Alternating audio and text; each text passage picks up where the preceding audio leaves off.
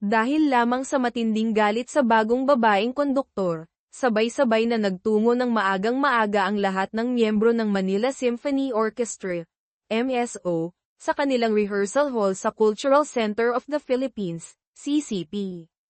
Nilock nila ang pinto, determinado silang mag-ensayo nang sila-sila lang bilang pagpapakita ng pagtutol. Ngunit hindi basta-basta nagpapatinag si Isabel, Reyes, sa sandaling iyon, nabasag ang salamin ng pinto sa isang malakas na puwersa. Malamig na pumasok si kumpiyansang dumiretso sa podium na tila walang nangyari. Sa matalas niyang tinig, sunod-sunod niyang itinuro ang bawat mali, bawat kahinaan sa musikang tinugtog nila nang hindi man lang tumitingin sa pyesa. Ang babaeng ito na puno ng kapangyarihan at determinasyon ay si Reyes, isang buhay na alamat sa mundo ng classical music. Matapos ang 2 dekada ng pag-ani ng hindi mabilang na prestihiyosong parangal sa ibang bansa, nagpasya siyang bumalik sa kanyang bayang Pilipinas upang pamunuan ang MSO, isang orkestrang nasa bingit ng pagkalugi. Hindi naging mainit ang pagtanggap kay Si Ramon Garcia, ang ambisyosong assistant conductor na umaasang siya na ang susunod na maestro, ay agad na lumapit kay Direktor Ocampo upang tumutol. Gumuho ang pangarap ni Ramon dahil sa biglaang pagbabalik ni Mabilis ang pagkakahirang kay hindi man lang kinonsulta ang mga miyembro ng orkestra, kaya't umugang ang usap-usapan sa loob ng MSO. Dagdag pa rito, ang mga sabi-sabi tungkol sa di umano'y pambihirang kakayahan ni na nagagawang posible ang imposible ay lalong nagpatindi sa pagdududa ng mga miyembro sa kanyang tunay na talento. Namamroblema si Direktor Ocampo kung paano ito ipapaliwanag nang biglang dumating si na inaasahang darating pa pagkatapos ng 3 araw. Nagpakilala si ngunit binalewala siya ng orkestra. Agad nilang tinugtog ang theme song ng pelikulang Mission Impossible, isang mapanghamon at sarkastikong welcome gift. Hindi natinag si bagkos ay ngumisi pa at hinikayat silang tumugtog ng mas may puso. Pagkatapos ng tugtugin, sinimulan niyang himayin ang bawat pagkakamali ng bawat miyembro. Pagkatapos, pinatugtog niya sila muli, sa pagkakataong ito, sa ilalim ng kanyang mahiwagang baton. Sa ilalim ng mapang-akit at marubdob na pamumuno ni tila nagbago ang anyo ng orkestra, naghahatid ng musikang puno ng damdamin at kahusayan. Pagkatapos ng ensayo, sinundo si ng kanyang asawang si Mateo Santos, isang kompositor at propesor sa Universidad ng Maynila, itinuturing na kanyang musical soulmate. Walang binanggit si tungkol sa tunay na dahilan ng kanyang pagbabalik, at hindi rin nagtanong si Mateo. Sa halip, tinugtugan niya ito ng isang malamyos na pyesa sa piano. Nakatulog si bago pa matapos ang kanta. Tumunog ang cellphone ni Mateo. Isang lihim na mensahe ang lumitaw. Sinulyapan niya si na mahimbing na natutulog, saka tahimik na pinatay ang tunog. Tila may sekreto siyang ayaw malaman nito. Kinabukasan, sa universidad, sabik ang mga estudyante sa pagkakataong mapakinggan si ngunit kakaiba ang tensyon na ipinakita ni Mateo. Pagkatapos ng klase, palihim siyang tumawag sa kung sino. Pauwi. Nang makita ang isang masayang pamilya, bakas sa mga mata ni Mateo ang hindi maipaliwanag na inggit. Matapos ang maraming taon ng pagsasama, wala pa rin silang anak. Biglang tinanong ni ang asawa kung pinagsisihan ba nito ang desisyon nilang huwag magkaanak. Pinili ni Mateo ang magsinungaling. Nang gabi ring iyon, binisita ni ang kanyang ama, si Mang Ben, isang nangungunang gumagawa ng instrumento sa Maynila, at siya ring unang nakatuklas sa kanyang angking talento. Ngunit pagpasok sa pamilyar na silid, isang hindi maipaliwanag na kaba at takot ang bumalat kay Ang imahe ng isang babaeng may mababangis na mata na sinasakal ang isang batang babae ay patuloy na bumabagabag sa kanyang isipan. Kinabukasan, kinausap ni ng pribado si Selena Gomez, ang kasalukuyang concertmaster, punong biolinista. Itinuro ni ang problema sa palasingsingan ni Selena na nagiging dahilan upang hindi nito maidiin ng tama ang mga kwerdas. Para sa isang taong tulad ni Isa na hangad ang perpeksyon, ito ay hindi katanggap-tanggap. Prangkang sinabi ni Isa na papalitan niya si Selena. Nagmakaawa si Selena, sinabing 1 taon na lang at magre-retiro na siya at ayaw niyang masira ang kanyang reputasyon sa huling sandali. Binanggit pa niyang naging guro siya ni Isa noon. Ngunit hindi natinag si Isa. Sa kanyang entablado, walang lugar para sa kawalan ng katatagan. Pinili na ni Isa ang papalit, isang batang babae na nagngangalang Jonah Villanueva. Napili si Jonah sa pamamagitan ng isang blind audition. Siya ang pinakabata at may pinakakaunting karanasan sa buong orkestra. Ngunit nang tumugtog si Jonah, agad na nakilala ni Isa ang pambihirang talento nito. Nagpasya si Isa na italaga si Jonah bilang bagong concertmaster. Ang desisyong ito ay parang bombang sumabog sa orkestra. Malapit ang ugnayan ni Selena sa mga miyembro. Lahat sila ay mariing tumutol.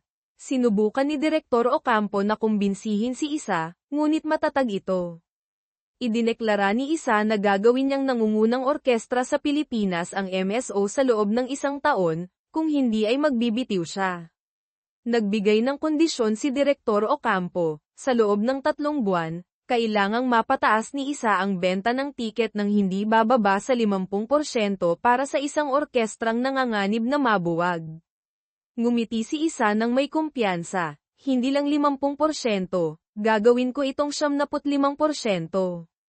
Dahil sa matibay na pangakong iyon, napilitang magbitiw si Selena, nagbigay daan kay Jonah.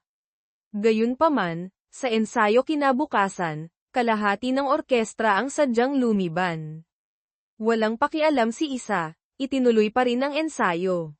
Palapit na ang araw ng konsyerto. Ipinaalam niya kay Direktor Ocampo, kung hindi babalik ang mga lumiban kinabukasan, ituturing niyang nagbitiw na sila at maghahanap siya ng mga bago.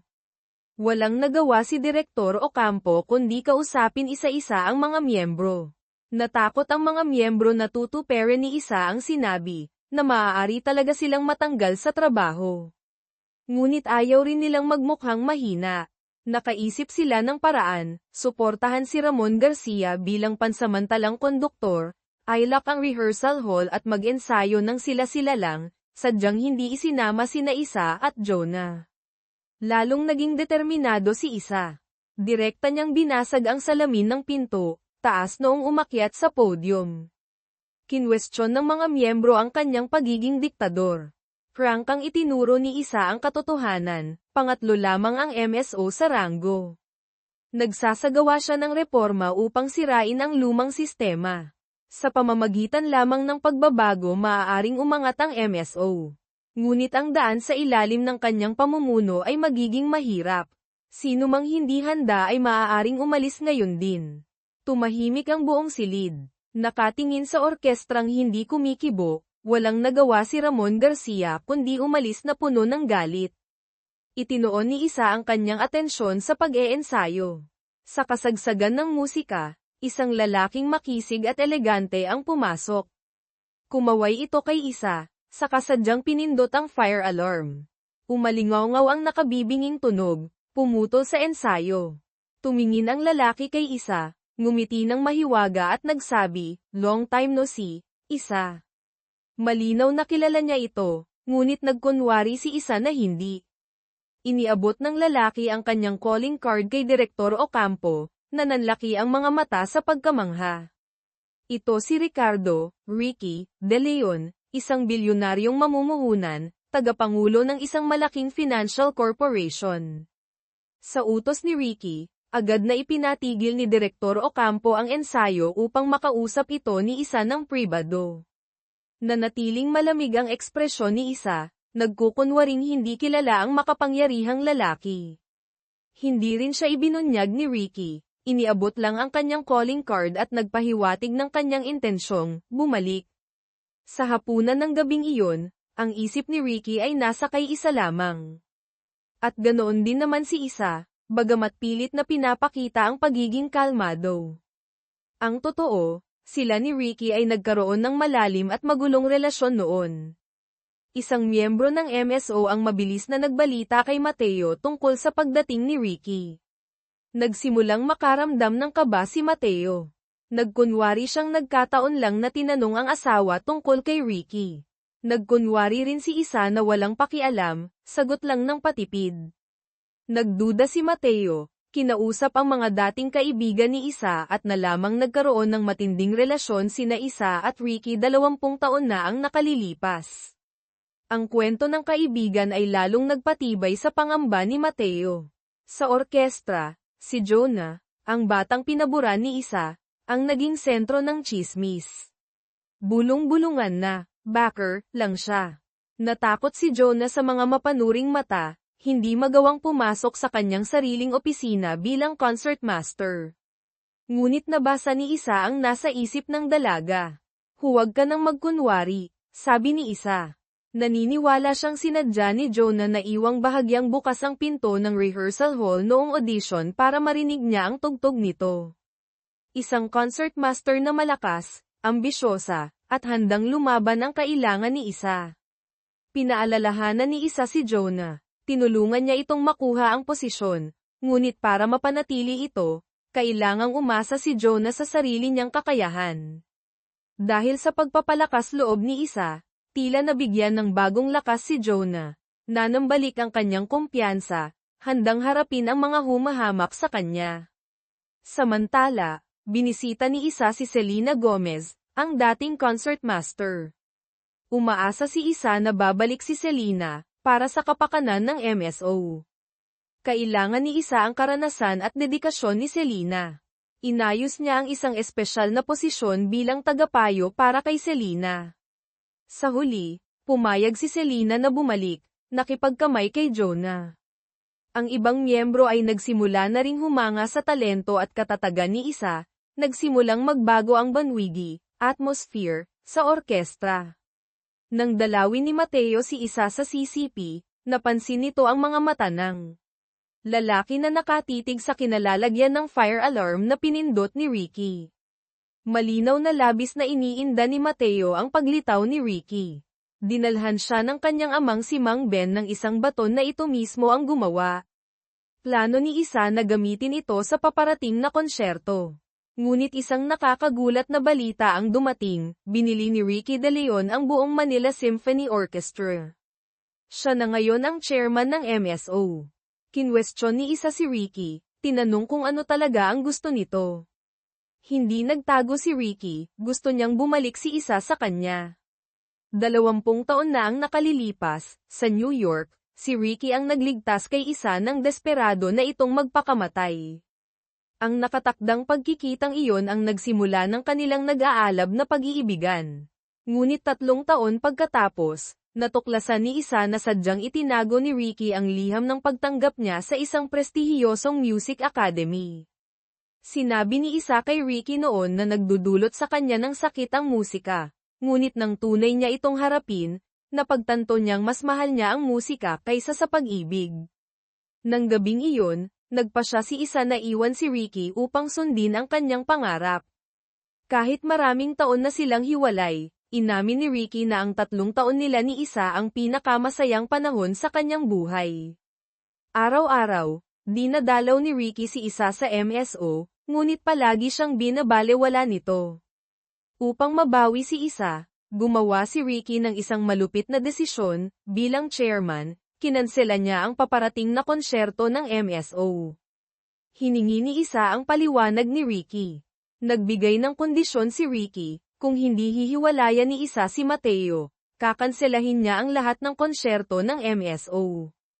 Ginawa nga ni Ricky ang sinabi. Nakatanggap si Direktor Ocampo ng hindi mabilang na tawag ng reklamo mula sa mga nakabili na ng tiket, na nagdulot sa kanya ng matinding sakit ng ulo. Ngunit hindi madaling sumuko si Isa. Mabilis siyang nakaisip ng paraan, gumastos siya mula sa sariling bulsa upang magtayo ng isang outdoor stage at magdaos ng libreng konsyerto. Dumagsa ang libu-libong manonood, nagtapos ang palabas sa isang matagumpay na pagtatanghal sa ilalim ng masigasig na pamumuno ni Isa. Maging si Ricky ay humanga sa talino at katatagan ng babae. Ngunit hindi siya sumuko. Ang hamon na dala ni Isa ay lalo lamang nagpasigla sa kanya. Tumalikod si Isa, Hindi alam na ang mga mata ni Ricky ay puno ng paghanga habang sinusundan ang kanyang likod. Sa totoo lang, ayaw ni Ricky na makita si Isa sa maningning na entablado ng konduktor. Gusto niyang siya ay mapasa kanya lamang. Nakatanggap si Isa ng text mula sa isang miyembro ng orkestra, pinapapunta siya agad sa hagdanan ng emergency sa loob ng teatro. Pagdating ni Isa, natigilan siya sa kanyang nakita, si Angela, Jel Cruz, isang babaeng miyembro ng orkestra, ay nakikipaghalikan ng masidhi sa isang lalaki. Nang tinitigan ni Isa ng maigi, ang lalaki ay walang iba kundi ang kanyang asawa si Mateo. Nakatayo lang doon si Isa, ang mukha ay malamig na parang isang estrangherong manunood. Sa sandaling iyon, biglang lumitaw si Ricky, hinayla siya palapit. Huwag mo nang tingnan, Isa. Ang mga mata ni Ricky na nakatingin sa kanya ay puno ng hindi may tatagong pag-aalala at malalim na damdamin. Ang totoo, hindi lang ngayon nagtaksil si Mateo, kundi 3 taon na itong nangyayari. 3 taon na ang nakalilipas, habang nasa ibang bansa si Isa, nakipagrelasyon si Mateo kay Jel. Ngunit mula nang bumalik si Isa, pilit na iniiwasan ni Mateo ang kanyang kabit. Hindi ito matanggap ni Jel, kaya't sadyang nagpadala siya ng anonymous na text upang mahuli sila ni Isa. Nang malamang nahuli na, dali-daling hinabol ni Mateo si Isa, humihingi ng tawad. Ngunit malamig lang ang naging tugon ni Isa. Nandidiri siya sa kanyang nakita. Tulala siyang naglakad, muntik nang masagasaan ng sasakyan. Si Ricky, na palaging palihim na sumusunod, ang mabilis na humila sa kanya. Magising ka, Isa. Sinabi ni Ricky na kinanselan niya ang konsyerto dahil alam niyang mangyayari ito, hindi niya kayang makita ang babaeng mahal niya na nasasaktan. Ngunit sinagot siya ni Isa ng masasakit na salita, pinakiusapan si Ricky na huwag makialam sa buhay niya. Para sa kanya, wala nang halaga si Ricky. Matapos mabuking ang relasyon, kampante si Jel na mapapasakan niya na ng buo si Mateo. Ngunit kabaligtaran ang nangyari. Galit na galit si Mateo. Ang mga pangakong hihiwalayan si Isa ay pawang mga salita lamang. Samantala, nagiinom mag-isa si Isa sa isang bar, naaalala ang araw na nag-propose si Mateo sa kanya. Natagpuan siya ni Ricky na lasing at dinala sa isang marangyang hotel. Walang tigil sa pagtawag si Mateo ngunit hindi makontak ang asawa, labis siyang nag-aalala. Sinagot ni Ricky ang telepono. Malamig na binalaan si Mateo na layuan si Isa. Magdamag na kasama ni Isa si Ricky. Ngunit paggising niya, walang anumang pasasalamat, tahimik siyang umalis. Pag-uwi sa bahay, idineklara ni Isa na gusto niyang makipaghiwalay. Nagmakaawa si Mateo, ipinaliwanag na. Sa 3 taon niyang pagkawala, masyado siyang nalungkot. Isa pa, sa harap ng isang asawang kasing galing ni Isa, palagi siyang nakakaramdam ng kakulangan, habang si Jel ay laging nandyan para purihin siya. Hindi tinanggap ni Isa ang paliwanag. Nang makita ito, nagbago ang tono ni Mateo, senisi at pinagdudahan si Isa kung ano ang ginawa nila ni Ricky kagabi. Dahil dito, sinampal siya ni Isa ng malakas. Hindi niya inaasahan na ang lalaking minahal niya ay magiging ganito kababa. Nang mahimasmasan, bumalik si Isa sa MSO. Walang makakapigil sa nag-aalab niyang pagmamahal sa musika. Lumapit si Jel, nang iinis na siguradong mahihirapan si Isa na makatrabaho ang kanyang karibal. Tinapunan siya ni Isa ng mapanghamak na tingin. Hindi niya hahayaang maapektuhan ng personal na isyu ang orkestra. Nilinaw din niya kay Jel na ang ginawa nito ay hindi kayang yugyugin ang kanyang bakal na determinasyon. Galit na tinawagan ni Jel si Mateo ngunit hindi nito sinagot. Nag-focus si Isa sa trabaho, itinuturo ang mga pagkakamali ng bawat miyembro. Para sa kanya, musika ang pinakamahalaga. Gayunpaman, hindi hahayaan ni Ricky si Mateo. Si Mateo ay kompositor ng MSO sa ilalim ng kontrata, ngunit sa loob ng 3 taon ay wala siyang bagong obra. Ginamit ito ni Ricky na dahilan upang tanggalin si Mateo. Hindi rin nagpatalo si Mateo, nagparinig na hindi dapat masyadong makialam si Ricky sa buhay ng may asawa. Sa pagkakataong ito, Laking gulat ng marami, sumang-ayon si Isa sa desisyon ni Ricky, hindi dahil sa paghihiganti kundi para sa kapakanan ng MSO. Mabilis na kumalat sa internet ang iskandalo ng pagtataksil ni Mateo, kasama pa ang mga litrato bilang ebidensya. Naging sentro ng tsismis si Jel sa MSO. Pinag-uusapan at tinutokso rin si Mateo ng mga estudyante sa paaralan. Malaki ang naging epekto ng iskandalo sa imahe ng MSO, bumagsak din ang presyo ng stock ng korporasyon ni Ricky.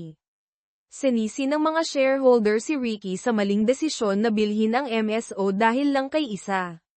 Hindi nag-atubili si Ricky na harapin sila, idineklara na gagamitin niya ang sariling shares para punan ang mga lugi.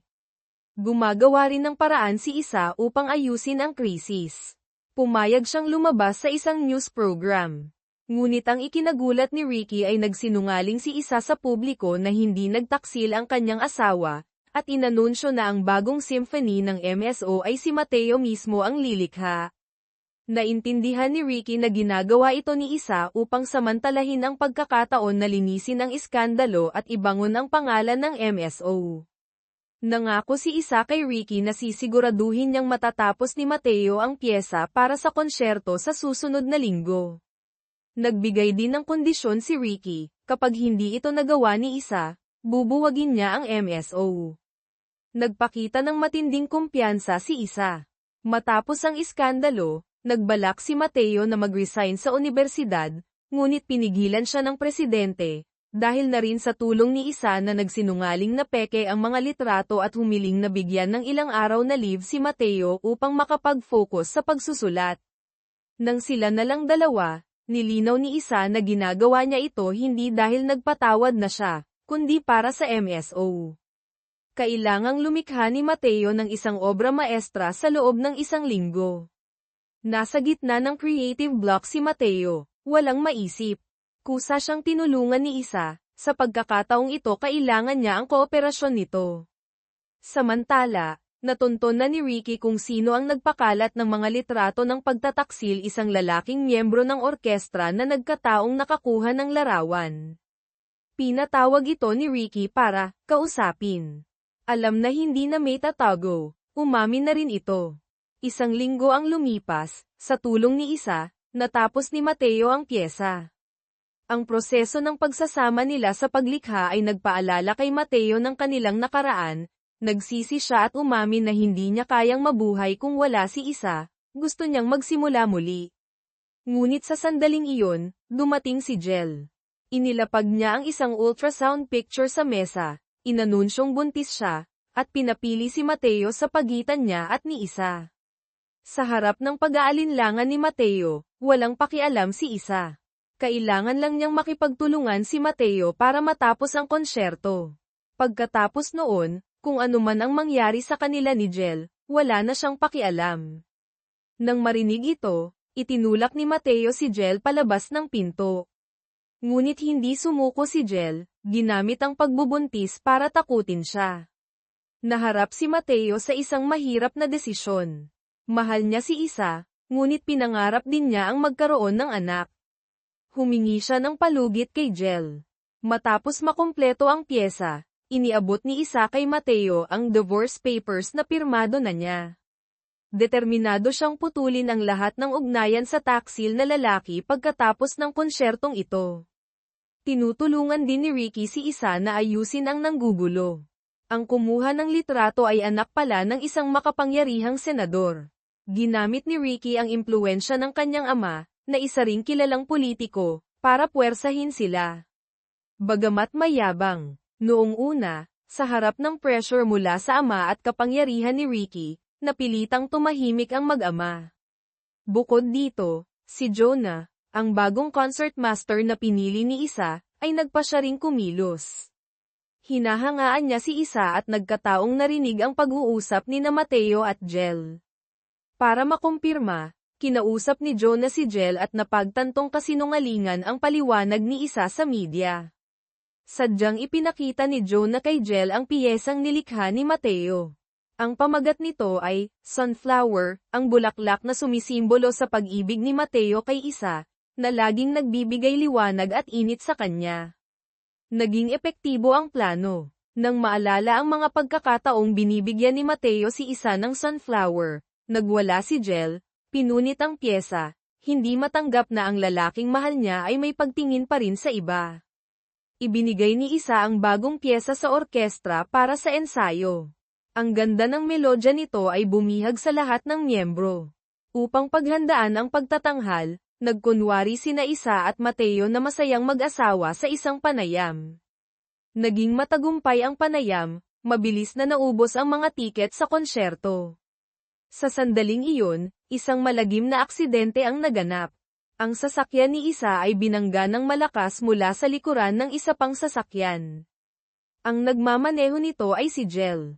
Pareho silang isinugod sa Makati Medical Center. Sa kabutihang palad, hindi malubha ang kanilang mga pinsala. Pagkagising ni Isa, gusto niyang bumalik agad sa MSO, ngunit mariin siyang pinigilan ni Ricky. Hindi niya kayang makita ang babaeng mahal niya na sinasaktan ang sarili. Dumalaw si Mateo at sinuntok ni Ricky ng malakas. Kung hindi dahil sa pangangaliwa ni Mateo, hindi sana magdudulot ng aksidente si Jel, at hindi sana nasaktan si Isa. Nang malaman na si Jel ang may kagagawan ng aksidente, agad na pinuntahan ni Mateo si Jel at nakipaghiwalay.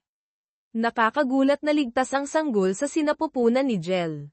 Matapos mag-isip, nanindigan pa rin si Mateo sa pakikipaghiwalay, ngunit idineklara na kung itutuloy ni Jel ang pagbubuntis, pananagutan niya ang suporta sa bata. Gumuho ang mundo ni Jel, umiyak ng malakas, napagtantong hindi siya tunay na mahal ni Mateo. Nabali ang braso ni Isa, hindi makakapag-conduct ng matagal. Hiniling niya kay Direktor Ocampo na kumbinsihin si Ramon Garcia, ang nag-resign na assistant conductor, na bumalik para pumalit sa kanya. Noong una ay tumanggi si Ramon dahil masama pa rin ang loob niya sa pagpapatalsik sa kanya ni Isa. Ngunit nang marinig niya ang pagpuri ni Isa sa kanyang talento at karanasan, sinabing siya ang pinakamagandang pagpipilian, at nang makita ang napakagandang pyesa ni Mateo, pumayag na rin si Ramon. Sa tulong ni Ramon, naging maayos ang ensayo. Kahit nasa ospital si Isa, sinusubaybayan niya ito ng mabuti sa pamamagitan ng video. Nag-aalala si Mateo sa kalusugan ng asawa, iminungkahing ipagpaliban ang konsyerto, ngunit mariing tumanggi si Isa. Ang larawan niya ay nakasabit ng marangya sa pader ng MSO. Habang tinitingnan ang matagumpay at kumpiyansang asawa, lalong sumisikip ang dibdib ni Mateo. Pumunta si Jel sa ospital upang ipaliwanag na hindi sinasadya ang aksidente, ngunit hindi naniwala si Isa. Malamig siyang nagbanta, sa susunod na gusto mong kunin ang buhay ko, siguraduhin mong magtatagumpay ka. Para sa akin, mas nakakatakot ang musikang hindi perpekto kaysa kamatayan. Wala lang sa akin kahit nagtaksil pa ang asawa ko. Nag-imbestiga ang pulisya at natuklasang sadyang sinira ang preno ng sasakyan ni Jel. Nagsimula silang maghinala kay Isa, dahil sa kasalukuyan, sila lang ni Jel ang may direktang alitan.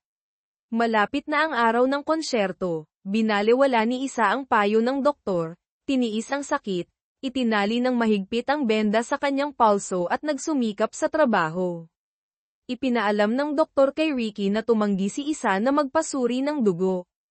Ito ang lalong nagpatindi sa hinala ni Ricky. Dumating ang araw ng opisyal na pagtatanghal. Handa na si Isa na ibuhos ang lahat. Ngunit pinigilan siya ni Ricky. Natuklasan na niya ang malaking sikretong pilit na itinatago ni Isa. Nag-imbestiga si Ricky tungkol sa ina ni Isa, si Aling Flora, na nakatira sa isang nursing home sa Tagaytay. Mayroon itong isang pambihirang namamanang sakit sa nerbiyos, katulad ng Huntington's disease, na may sintomas ng unti-unting pagkawala ng alaala, paninigas ng katawan, at pagkakaroon ng mga guni-guni. Ang pinakamahalaga, ang sakit na ito ay may 50% posibilidad na mamana ng mga anak. Habang tinitingnan ang matandang babae na may kapansanan, hindi maiwasan ni Ricky na isipin ang hinaharap ni Isa. Ito marahil ang pinakamalaking trahedya, ang pinakamalalim na takot ng henyong konduktor. Pagkatapos ng matagumpay na konsyerto, agad na kinwestiyon ni Isa si Ricky kung paano niya nalaman ang kanyang sikreto. Simple lang ang layunin ni Ricky, gusto niyang magpasuri ng dugo si Isa. Sa pamamagitan lamang ng pagsusuri malalaman niya kung taglay niya ang sakit o hindi. Ngunit mariing tumanggi si Isa. Mas gugustuhin niyang hindi malaman ang resulta, upang manatili ang pag-asa at mabuhay ng maayos. Matapos hilingin kay Ricky na ilihim ito, pumunta si Isa sa nursing home upang pakiusapan ang doktor. Hindi niya inaasahang makita ang kanyang ina. Si Aling Flora ay naka-wheelchair na ngayon, paminsan-minsan ay nalulunod sa mga guni-guni. Ngunit hindi lumapit si Isa, tahimik lang siyang nagmasid mula sa malayo. Natatakot siya sa posibilidad na maging katulad ng kanyang ina. Ang kanyang ina ay dating isang mahusay na biolinista, ngunit sinira ng karamdaman ang lahat, nagdulot pa ito ng pinsala sa sariling anak dahil sa mga guni-guni. Nang gabing iyon, nagkaroon ng masamang panaginip si Isa. Napanaginipan niyang nagkaroon siya ng sakit, nakatayo sa entablado ngunit hindi mahawakan ng maayos ang baton, tinitingnan siya ng mga miyembro ng orkestra ng may kakaibang tingin. Nagising siyang balisa, tinanggihan ng paanyaya ni Ricky na mananghalian. Ngunit hindi sumuko si Ricky, ginamit ang sikreto tungkol sa sakit ni Isa para pilitin siya. Sa huli, napilitang umupo si Isa, naiinis na pinanood si Ricky na kumain. Patuloy na nagpakita ng lantad na pag-aalala si Ricky, inaayos ang upuan, bitbit ang bag, siya mismo ang nagmamaneho para kay Isa. Gumawa pa siya ng listahan ng mga nangungunang neurosurgeon sa buong mundo, determinado siyang tulungan si Isa sa lahat ng paraan. Ang dating asawa ni Ricky, na umaasa pa ring magkabalikan sila, ay natuklasang nililigawan nito si Isa kaya't sadyang nagmungkahi na gumawa ng dokumentaryo tungkol sa Golden Couple, na sina Isa at Mateo. Mariing tumanggi si Isa, ayaw na niyang magpatuloy sa pagpapanggap na masaya sila ng taksil niyang asawa. Dinalhan ni Ricky si Isa ng sandwich ngunit hinarang siya ng dati niyang asawa. Binalaan niya si Ricky na hindi pa hiwalay si Isa. Ang labis niyang pag-aalala ay magmumukhang silang dalawa ang nangangalunya. Nag-ayos din si Ricky na magtrabaho ang kanyang pinsan malapit kay Isa, bilang assistant nito, ngunit ang totoo ay para i-report ang bawat kilos ni Isa. Pinayuhan din siya ng pinsan na tumigil na, dahil nakakasama na ito sa imahe ni Isa. Ang payo ng dating asawa at pinsan ay nagdulot ng kalituhan kay Ricky. Hindi rin mapakali si Mateo. Ipinaalam ng pulisya ang tungkol sa sinadyang pagkasira ng preno ng sasakyan ni Jel. Napagtantong nagkamali siya ng hinala kay Jel, dali-dali siyang pumunta rito para humingi ng tawad. Ngunit si Jel ay si Isa pa rin ang pinaghihinalaan, dahil si Isa lang ang may motibo. Idineklara ni Jel na itutuloy niya ang pagbubuntis, ngunit ayaw niyang si Mateo ang maging ama. Sa MSO, hindi pa rin humuhupa ang tsismis tungkol sa relasyon ni Jel at Mateo. Hindi ito itinanggi o kinumpirma ni Jel, bagkus ay nagparinig pa ng pagbabanta kay Isa, idineklarang isisilang niya ang bata at mananatili sa orkestra. Bagamat tila walang pakialam si Isa sa mga maliit na intriga ni Jel, kapag nabunyag ang pagiging kabit nito, hindi lang si Jel ang mapapahiya. Matapos ang maraming pag-iisip, pinayuhan ni Mateo si Isa na tanggapin ang paggawa ng dokumentaryo at punitin ang divorce papers. Iginiit niyang hinding-hindi siya makikipaghiwalay, hindi niya kayang mabuhay kung wala si Isa. Walang pakialam si Isa, ngunit inilabas na ni Mateo ang kanyang huling alas ang sikretong itinago niya sa loob ng 1 taon. Alam niya ang posibilidad na may namamanang sakit si Isa. 1 taon na ang nakalilipas. Nang samahan niya ang kanyang biyenan sa nursing home, nalaman niya ang katotohanan mula kay Mang Ben at personal na nakita ang kalagayan ni Aling Flora. Alam ni Mateo na ito ang dahilan kung bakit laging tumatanggi si Isa na magkaanak. Ngayon, ginagamit niya ang nakakatakot na sikretong ito para takutin siya. Kapag naglakas loob si Isang makipaghiwalay, isisiwalat niya ang lahat. Ang malupit na banta ni Mateo ay nagpatigil kay Isa, saka isang nag-aalab na galit ang sumilay sa kanyang mga mata. Natagpuan ni Isa ang isang blankong music sheet, maingat niyang itinago sa loob ng maraming taon. Gamit ang papel na ito, nag-propose si Mateo sa kanya noon, nangangako ng walang hanggang pag-ibig. Ngunit ngayon, abo na lamang ang kanilang pagsasama.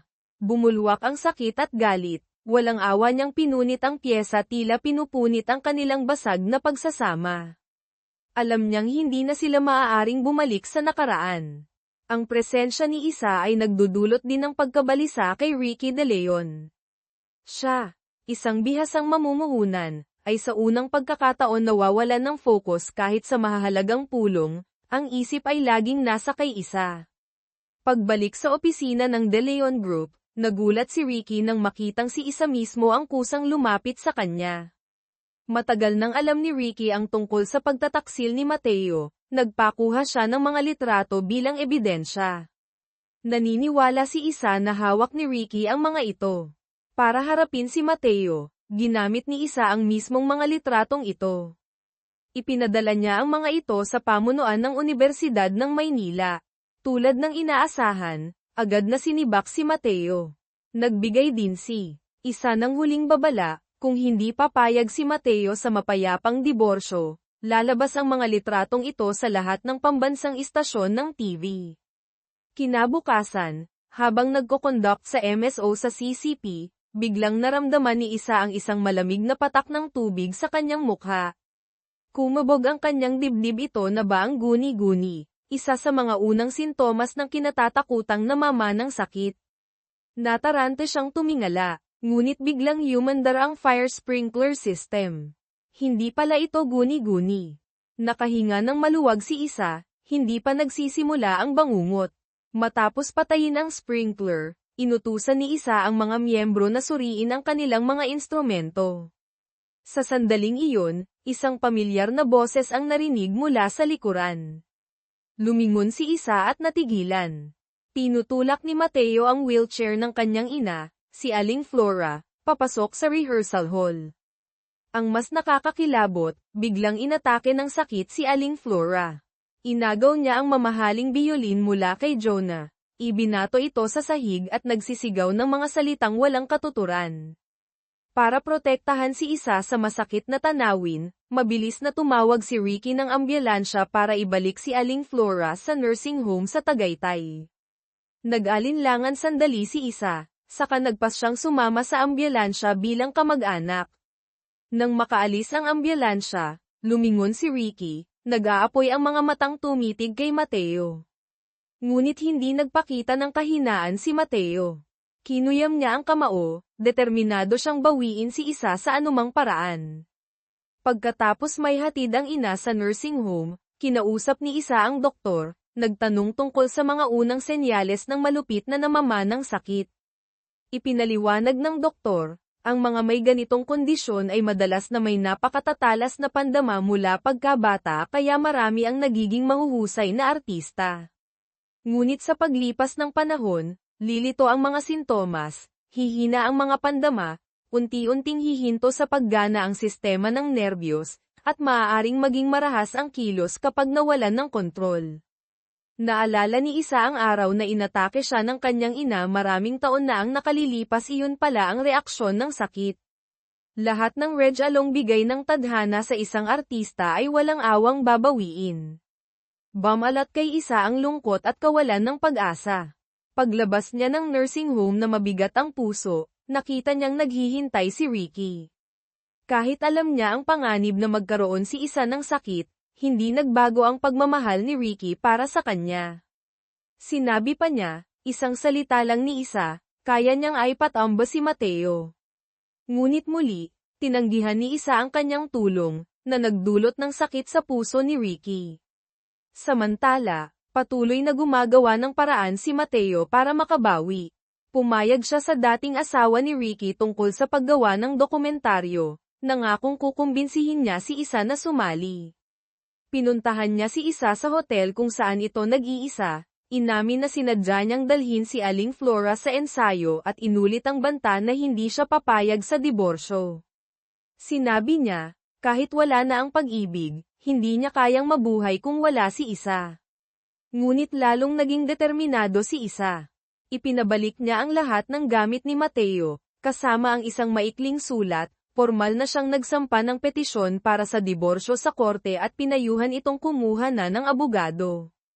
Ayaw pa ring tanggapin ni Mateo ang mapait na katotohanan. Kasunod nito, kumalat ang balita tungkol sa sakit ni Aling Flora at ang panganib na mamana ito ni Isa, naging mainit na usapin sa mga pahayagan at social media. Agad na inutusan ni Ricky ang kanyang mga tauhan na gamitin ang lahat ng koneksyon para tanggalin ang mga balitang iyon. Nagbulungan ang mga miyembro ng MSO. Ngunit nang dumugin siya ng mga reporter para sa panayam, ginulat ni Isa ang lahat. Kalmado niyang inamin ang kondisyon ng kanyang ina at prangkang sinabi ang tungkol sa 50% na posibilidad na mamana niya ito. Nangako siya, kung sakaling magkasakit nga siya sa hinaharap, kusa siyang magbibitiw bilang konduktor ng MSO. Ngunit sa kasalukuyan, siya ay malusog. Ang naging reaksyon ni Isa ay gumimbal sa media. Dali-daling lumapit si Mateo, itinangging siya ang naglabas ng balita. Malamig na sumagot si Isa, alam kong hindi ikaw. Inamin niyang siya mismo ang gumawa noon isang matapang na hakbang para tuluyang alisin si Mateo sa kanyang buhay, tanggalin ang huling sandata nito laban sa kanya. Natigilan si Mateo, durog ang puso. Ganoon din ang naramdaman ni Ricky nang malaman ang katotohanan mula sa kaibigang nasa media. Si Isa mismo ang nag-orkestra ng lahat, handang isakripisyo ang reputasyon para makamit ang kalayaan. Pinuntahan ni Isa ang kanyang ama, si Mang Ben. Nag-aalala ito para sa anak, ngunit ngumiti si Isa at pinakalma ang ama. Ngayong nailabas na ang sikreto, tila nabunutan siya ng tinik sa dibdib. Patuloy na tinulungan ni Ricky si Isa laban kay Mateo. Ginamit niya ang kanyang pera at kapangyarihan para sirain ang lahat ng oportunidad sa trabaho ni Mateo, harangan ang kanyang karera sa akademya at musika, at sinangkay na. Idineklara na gagawin niya ang lahat para hadlangan ang anumang balak ni Mateo sa hinaharap. Hindi nagtagal, pumanaw si Aling Flora. Sa libingan ng kanyang ina, tumugtog si Isa ng isang madamdaming pyesa sa kanyang biyolin. Mula sa di kalayuan, tahimik na nagmamasid si Ricky, mabigat ang puso sa pag-aalala para sa babaeng mahal niya. Ang sakit ng ina ni Isa ay hindi lamang sumire sa katawan kundi pati na rin sa alaala. Ang panganib na magkaroon din si Isa ng sakit ay laging nakaamba na parang multo. Bilang isang masugid na tagahanga, hangad lamang ni Ricky ang kaligayahan ni Isa. Matapos ang pagkamatay ng ina, sinikap ni Isang bumangon, nagpas siyang ialay ang natitirang panahon sa musika bago pa man damapo ang posibleng karamdaman. Ang mga instrumentong nasira dahil sa sprinkler system noon ay napalitan na ng mga bago. Nalaman ni Isa mula kay Direktor Ocampo na si Ricky ang gumastos ng lahat ng mamahaling pagpapaayos at pagbili. Tahimik itong tinanggap ni Isa, saka agad na bumalik sa trabaho. Gayunpaman, sa loob ng MSO, nagpatuloy ang mga bulungan tungkol sa kanyang pamilya. Pinag-usapan ang hindi pagdalo ni Mateo sa libing ng biyenan, at tungkol kay Jel Cruz ang karibal ni Isa, miyembro rin ng orkestra na tila umiiwas sa lahat nitong mga nakaraang araw. Buntis si Jel ngunit hindi masaya, dahil hindi pa rin hinihiwalayan ni Mateo si Isa. Lalong naghirap si Mateo. Sinubukan niyang maghanap ng trabaho sa isang bagong paaralan, ngunit bago pa man makapasok, tinawagan na siya ng presidente para sabihing hindi na siya kailangan. Alam ni Mateo na ito ay magandang gawa ni Ricky, tulad ng banta nito noon. Dagdag pa rito, muling lumapit ang dating asawa ni Ricky kay Mateo, iginigiit ang tungkol sa dokumentaryo. Noong una ay plano ni Mateo na gamitin ang pelikula para makipag-ayos kay Isa, ngunit sa kasalukuyang sitwasyon, mukhang imposible na ito. Hindi sumuko ang dating asawa ni Ricky, nagbantang kung tatanggi si na Isa, gag-antay siya. Lubos na ibinuhos ni Isa ang sarili sa musika. Hindi kontento sa huling pagtatanghal ng MSO, gumawa siya ng isang nakakagulat na desisyon, magsasagawa ng panibagong blind audition para sa lahat ng miyembro. Sino mang hindi makapasa sa itinakdang kalidad ay tatanggalin sa orkestra kahit pa marami sa kanila ay may lifetime contract. Marami ang mariing tumutol, Ngunit sa harap ng determinasyon ni Isa, wala silang nagawa kundi sumunod. Galit na lumapit si Jel kay Isa, inakusahan siyang sinasadya siyang target para matanggal. Malamig lang siyang tiningnan ni Isa nang may pangmamaliit. Hindi siya ganoon kababaw para gamitin ang sagradong musika laban sa isang tulad ni Jel. Sa blind audition, inimbitahan ni Isa si Ricky bilang panauhing hurado, kasabay ng sinangkay na pasasalamat sa kanyang donasyon para sa mga instrumento. Lihim na natuwa si Ricky, sa wakas ay hindi nagalit sa kanya si Isa. Pagkatapos ng audition, nagpa siya si Isang tanggalin ang dalawang miyembro. Bilang isang henyong konduktor, natukoy ni Isa na ang kanilang mahinang pagtugtog ay hindi dahil sa catamaran, kundi dahil gumagamit sila ng ipinagbabawal na gamot para makamit ang pekeng perfection. Hinding-hindi ito papayagan ni Isa sa kanyang orkestra. Tama ang hinala ni Isa. Matagal nang gumagamit ng droga ang dalawang miyembro. Agad silang dinakip ng pulisya. Ang hindi inaasahan, matapos dakpin ang dalawa, pinuntahan ng pulisya ang opisina ni Isa sa CCP para magsagawa ng search. Dahilan, nagsinungaling ang dalawang nadakip na miyembro na si Isa raw ang nagbigay sa kanila ng droga. Ang mas malala, nakakita nga ng kaunting droga ang pulisya sa loob ng opisina ni Isa. Dinala ng pulisya si Isa sa presinto. Bagamat nanatili siyang kalmado, iginiit na wala siyang kasalanan, naging matigas ang pulisya, tila itinuturing na siyang salarin. Nang makarating ang balita kay Ricky, agad niyang ipinadala ang kanyang pinakamagaling na abogado para tulungan si Isa. Hinarap pa niya mismo ang hepe ng pulisya ng Maynila, hinihingi ang pagpapalaya kay Isa. Gayunpaman, iginiit ng pulisya na kailangang sundin ang proseso. Nagbanta si Ricky na lalapit siya sa mas mataas na opisyal. Sa sandaling iyon, kinontak ni Jonah si Ricky. Isiniwalat niyang noong araw ng blind audition, nakita niya ang isang taong naka-helmet na pumasok sa opisina ni Isa. Ang tindig at lakad nito ay kamukha ni Bongdo, ang miyembrong ng gulo noon. Hindi nagkamali si Jonah. Si Bongdo nga ang nagplano ng lahat para idiin si Isa. Matapos ang naunang gulo at nang malaman niyang binili ni Ricky ang MSO para lang suyuin si Isa, nagpa siya si Bongdo na gantihan silang dalawa. Palihim niyang itinago ang droga sa opisina ni Isa, saka isinumbong ang dalawang miyembrong gumagamit nito. Nang madakip ang mga ito, inutusan sila ni Bongdo na magsinungaling na si Isa ang nagbigay ng droga. Nang malaman ito, nagalit si Ricky, nag-utos ng investigasyon sa lahat ng paraan. Hindi niya hahayaang mapahamak pa si Isa. Nag-aalala rin si Mateo, ngunit pinakiusapan na siya ni Isa na layuan ang buhay niya. Gayunpaman, pumunta pa rin siya sa presinto para dalawin sana ang asawa, ngunit hinarang siya at sinabihang may abogado na si Isa at hindi na kailangan ang kanyang pag-aalala. Sa harap ng paghihinala ng pulisya, nanatiling matatag si Isa. Ipinaliwanag niyang maaaring matukoy ng hair follicle test kung kailan nagsimulang gumamit ng droga ang isang tao.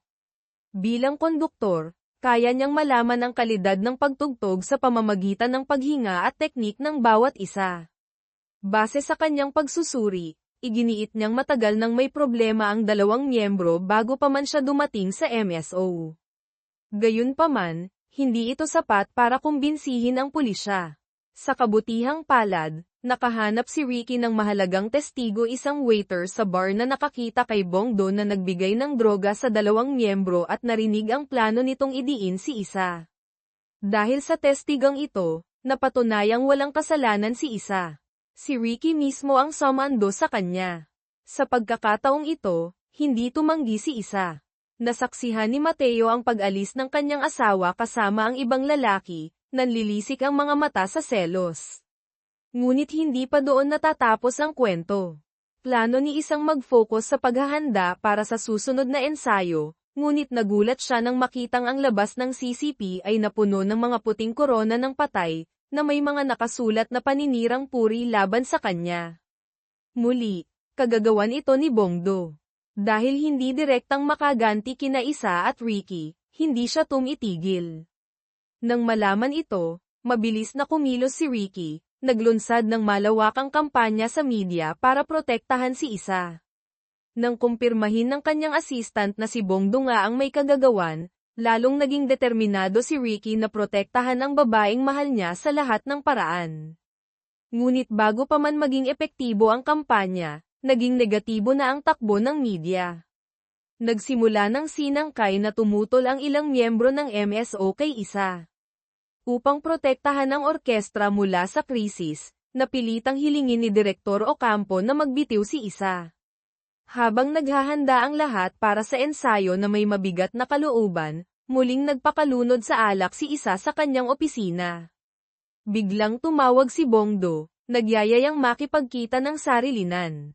Si Isa, nalasing na, ay agad na pumayag ng hindi nag-iisip. Kinaumagahan, nagising siya sa isang di pamilyar na lugar, masakit ang ulo. Sa sandaling iyon, kumatok ang pulisya, naghatid ng nakakagimbal na balita, pinatay si Bongdo kagabi. Sandaling natulala si Isa, saka nanginginig na tiningnan ang kanyang mga kamay puno ng tuyong dugo.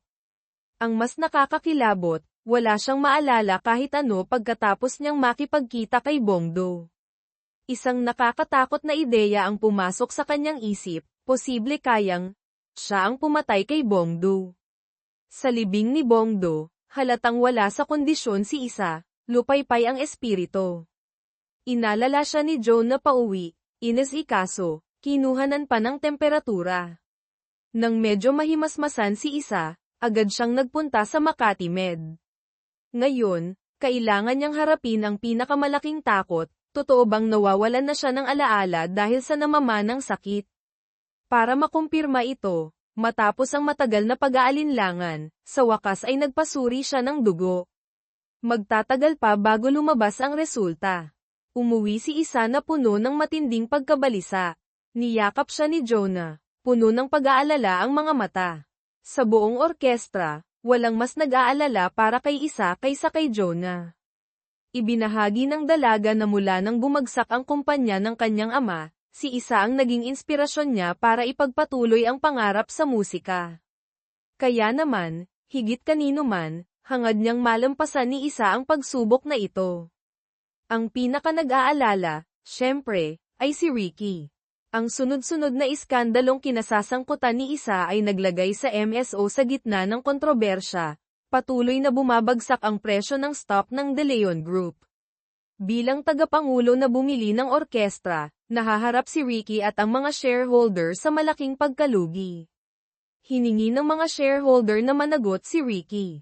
Agad siyang pumayag, idineklarang sasagutin niya ang lahat ng pinsalang pinansyal. Nang ipaalam ng assistant na nagpunta si Isa sa ospital, agad na kinansela ni Ricky ang lahat ng pulong, nagmamadaling pumunta sa hotel kung saan tumutuloy si Isa. Nagkataong nakasalubong niya muli ang detective na nag-iimbestiga sa kaso ni Bongdo.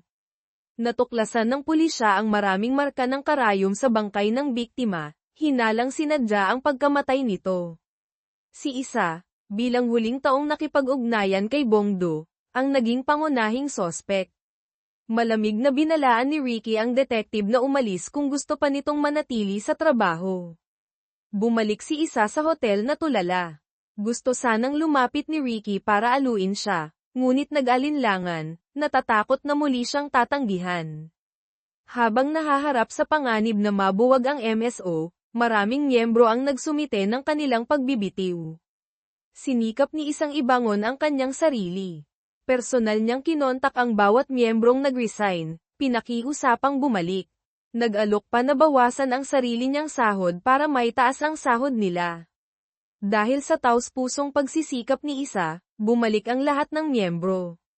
Bukod dito, kusang lumapit si Isa sa production company noon, pumayag sa plano nilang gumawa ng dokumentaryo. Gayunpaman, hiniling niyang dapat itong tumuon sa MSO, hindi sa pagsasama nila ni Mateo. Nais din niyang ma-interview si Mateo. Kasabay nito, gumawa siya ng isang nakakagulat na pangako. 3 araw bago ipalabas ang pelikula, isisiwalat niya sa publiko ang kanilang diborsyo, isang hakbang na tiyak na kukuha ng napakalaking atensyon. Mahigpit na ipinagbili ni Isa sa may-ari ng production company na ilihim ang planong ito sa lahat, kasama sina Mateo at Ricky. Dahil hindi pumapayag si Mateo sa mapayapang diborsyo, nagpa siya si Isang idaan ito sa korte. Kumonsulta si Mateo sa abogado, umaasang mapapatagal ang proseso. Tinanong pa niya ang abogado kung sakaling si Isa ay mawala, mababalewala ba ang diborsyo. Nang malaman niyang pumayag si Isang gumawa ng dokumentaryo, agad siyang sumang-ayon na makilahok sa panayam, walang kaalam-alam sa plano ni Isa. Ipinaalam ng assistant kay Ricky ang tungkol sa plano ng dokumentaryo. Nagalit si Ricky. Ayaw niyang ang babaeng mahal niya ay gumawa ng pelikula kasama ang ibang lalaki, kahit pa asawa niya ito. Hating gabi, hindi na napigilan ni Ricky ang sarili, pinuntahan niya si Isa sa hotel, direktang hiniling na huwag nang ituloy ang pelikula. Malamig na tumanggi si Isa, nanatiling mailap. Sanay na si Ricky dito, ngunit hindi pa rin mapigil ang mag-alala. Iminungkahi niyang umalis na lang si Isa sa MSO, lumayo sa lahat ng gulo.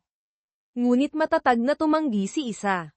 Sa kabila ng kanyang kalagayan at panganib ng sakit, nais niyang lumikha ng isang perpektong pagtatapos para sa kanyang karera sa musika. Ang mga salita ni Isa ay nagdulot ng sakit at kawalan ng magawa kay Ricky. Mahal niya ang katatagan nito, ngunit nasasaktan din siya dahil dito. Nagsimula ang paggawa ng dokumentaryo. Gumanap si Mateo bilang tagapanayam. Sinubukan niyang samantalahin ang pagkakataon para makipag-ugnayan ng malapit kay Isa, ngunit palagi siyang iniiwasan nito ng may kahusayan. Para sa taksil, wala na siyang anumang inaasahan. Sa panayam, sadyang binanggit ni Mateo ang tungkol sa namamanang sakit. Sa harap ng kamera, sinangkay na inulit ni Isa ang pangakong magbibitiw kung lilito ang mga sintomas. Habang kinukunan ng eksena kasama ang orkestra, palay-pat-lipat ang tingin ni Mateo sa pagitan ni Isa at ni Jel, na halata ng malaki ang tiyan. Dumating na ang oras para gumawa ng pinal na desisyon si Mateo. Ipinadala ng assistant ang mga litrato mula sa set kay Ricky. Nang makita niya sina Isa at Mateo na magkasama, dumilim ang mukha ni Ricky. Patuloy siyang inaasar ng dati niyang asawa, sinasabing ginagamit lang siya ni Isa, kung hindi ay hindi ito mag-aarte ng pagmamahal sa dating asawa. Lalong nainis si Ricky. Alam niya ang motibo ni Isa, at lalong kinasusuklaman ang pagiging mapagkunwari ng dati niyang asawa. Pagkatapos ng shooting, pinuntahan ni Mateo si Isa, may ngiti ng tagumpay sa mukha. Isiniwalat niya ang isang bagay, noong gabing pinatay si Bongdo, nakita niya si Isa sa lobby ng hotel. Pumunta siya roon para ibigay ang pirmadong divorce papers. Mukhang lasing daw si Isa noon, tinawag siyang, mahal ko, at nagpatulong kunin ang sapatos nito. Dali-daling umalis si Mateo, ngunit nag-alala kaya bumalik. Gayunpaman, wala na si Isa doon. Binalaan ni Mateo si Isa, ang hindi niya pagkaalala na nagkita sila ay hindi maaaring isisi lamang sa alak. Pinaalalahanan niya ito, kung nagsisimula na talaga ang mga sintomas, dapat na siyang bumaba sa podium. Ang paparating na konsyerto ang magiging huli niya. Parang kidlat na tumama ang mga salita ni Mateo. Hindi kumibo si Isa, ngunit puno ng kaba at tensyon ang kanyang puso. Bago ang huling konsyerto, labis siyang kinakabahan. Pinilit niyang maging kalmado, lumabas siya sa entablado sa harap ng mga manunood. Umaalingaw sa kanyang tainga ang babala ni Mateo. Ilang sandali pa lamang nagsisimula ang konsyerto, bigla siyang nakakita ng mga guni-guni sumasayaw at nagbabago ng anyo ang mga nota. Pagkatapos, nawalan siya ng malay sa gitna ng entablado. Matapos isugod sa ospital, mabilis na nagkamalay si Isa. Ngunit sa pagkakataong ito, kumalat na sa buong telebisyon ang balita tungkol sa posibilidad na mayroon siyang namamanang sakit. Si Ricky ang pinaka nag-aalala. Masakit isipin, kahit na mayroon siyang bilyon-bilyong yaman, hindi niya kayang tulungan si Isang labanan ang malupit na tadhana. Kinabukasan, sa tulong ni Ricky, umuwi si Isa sa bahay ng kanyang ama. Habang tinitingnan ang pamilyar na silid, muling bumangon ang kalungkutan. Ayaw niyang sundan ang yapak ng kanyang ina, ngunit tila iyon na ang itinakda ng kapalaran. Habang nakaupo sa tahimik na CCP, naalala niya ang kanyang pangako, oras na lumitaw ang sintomas ng sakit, kusa siyang magbibitiw. Kinabukasan, natanggap ni Direktor Ocampo ang liham ng pagbibitiw ni Isa Reyes. Nang malaman ang balita, sabay na nagmamadaling pumunta sina Mateo at Ricky sa hotel para hanapin si Isa. Hinarang ng security si Mateo. Si Ricky, bilang malaking shareholder, ay diretsyong nakapasok. Binalaan niya si Mateo na umalis kung ayaw niyang kaladkarin palabas.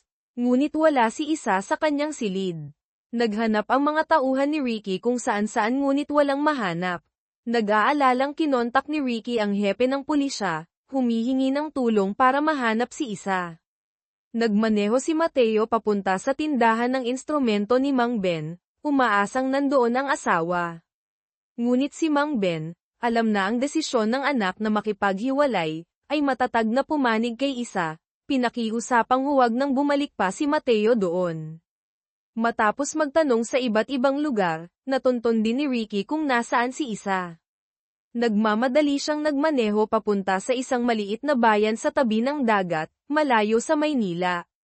Nakaupo mag-isa si Isa sa parke, nakatanaw sa malawak at tahimik na lawa. Ang tanawing ito ay nagpaalala sa mapait na alaala maraming taon na ang nakalilipas, nang nasa katulad siyang desperadong sitwasyon at halos magpakamatay sa isang lugar na tulad nito. Nang makita si Isa, dali-daling lumapit si Ricky, mahigpit na niyakap ang babaeng mahal niya. Ano man ang mangyari, hindi niya maaaring mawala si Isa muli. Dinala ni Ricky si Isa sa isang kalapit na hotel. Nais ni Isang mapag-isa, ngunit iginiit ni Ricky na manatili. Hindi niya hahayaang harapin ni Isa ang kadiliman ng mag-isa. Kinaumagahan, inalok ni Ricky si Isa ng almusal. Itinuro niya ang isang pagkain at sinabi, "Tawag dito, lumabas tayo." Natigilan si Isa, naalala ang maraming taon na nakalipas, matapos siyang iligtas ni Ricky, sinabi rin nito ang mga katagang iyon. Ngayon, sinabi niya ulit ito. Sa pagkakataong ito, hindi tumanggi si Isa. Sumama siya kay Ricky sa isang kalapit na kagubatan para magpahinga. Mayroong cable car na pangturista sa kagubatan. Sinamantala ni Ricky ang pagkakataon na hawakan ang kamay ni Isa. Hindi niya ito inalis. Sa loob ng cable car, nakatitig lamang ang mga mata ni Ricky kay Isa. Para sa kanya, ang ganda ni Isa ay higit pa sa anumang tanawin sa mundo. Nang uminom si Isa ng malamig na tubig, napansin ni Ricky ang namumuong hamog sa baso. Kinuha niya ang kanyang panyo, maingat na ibinalot sa baso saka ibinigay ulit kay Isa. Basta't masaya si Isa, handa siyang ibigay ang lahat. Habang naglalakad sila, isang tuta ang lumapit at naglamang kay Isa. Yumuko siya at nakipaglaro dito, isang tunay na ngiti ang sumilay sa kanyang mga labi, ang unang tunay na ngiti sa mahabang panahon. Nang makita ito, nakahinga ng maluwag si Ricky. Nang gabi ring iyon, nakatulog si Isa sa sofa sa silid ng hotel. Dahan-daang ibinaba ni Ricky ang baniling beer, saka pumasok sa kwarto para kumuha ng kumot para sa kanya. Aksidente niyang napansin ang basurahan sa tabi na puno ng mga lukot na papel. Dinampot niya ito at nakita mga suicide note na isinulat ni Isa para sa kanyang ama.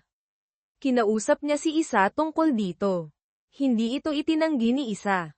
Biglang naunawaan ni Ricky, ang kabaitan ni Isa ngayon ay dahil nag-isip na siya ng kamatayan. Iyon ang huling regalo niya para kay Ricky. Gaya ng dati, may pagkadiktador na inutusan ni Ricky si Isa na mabuhay. Malungkot ang mukha ni Isa. Gusto rin niyang mabuhay, ngunit oras na magkasakit siya, magiging halimaw siyang walang alaala at kontrol sa katawan tulad ng kanyang ina. Ayaw niyang maranasan muli ng kanyang ama ang ganoong sakit. Kaysa mabuhay ng walang dignidad, mas mabuting mag-iwan ng magagandang alaala at humanap ng kapayapaan habang siya pa ay siya. Sa harap ni Ricky, hindi napigilan ni Isang umiyak. Nasasaksihan ang sakit ng babaeng minamahal, hindi rin napigilan ni Ricky ang mapaluha. Mahigpit niyang niyakap si Isa. Kung maaari lang, ipagpapalit niya ang lahat para kay Isa. Nang ihatid niya si Isa pauwi, taimtim na sinabi ni Ricky, kung gusto niyang magpagamot, sisiguraduhin niyang makukuha niya ang pinakamagaling na paggamot, saan man sa mundo. Kung gusto niyang maglakbay, sasamahan niya ito ng walang pag-aalinlangan. Umaasa siyang mag-iisip si Isa. Sa buhay na ito, maliban kay Isa, hindi siya tunay na nagkaroon ng kaugnayan sa ibang babae. Dahil sa pagpapalakas loob ni Ricky, sinikap ni Isang muling bumangon. Sinimulan niyang ayusin ang kasunduan sa diborsyo nila ni Mateo, nilinaw sa abogado na handa siyang ibigay ang anumang kondisyong material na hihingin ni Mateo.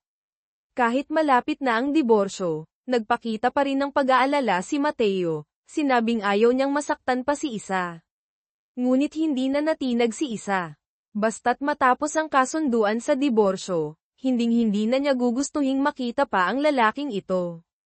Nagpa siya si Isang umalis muna, hinabilin sa matalik na kaibigan ang pag-aalaga sa kanyang ama. Nag-aalala ang mga miyembro ng MSO para sa kanya, nais nilang manatili ang kanilang mahusay na konduktor.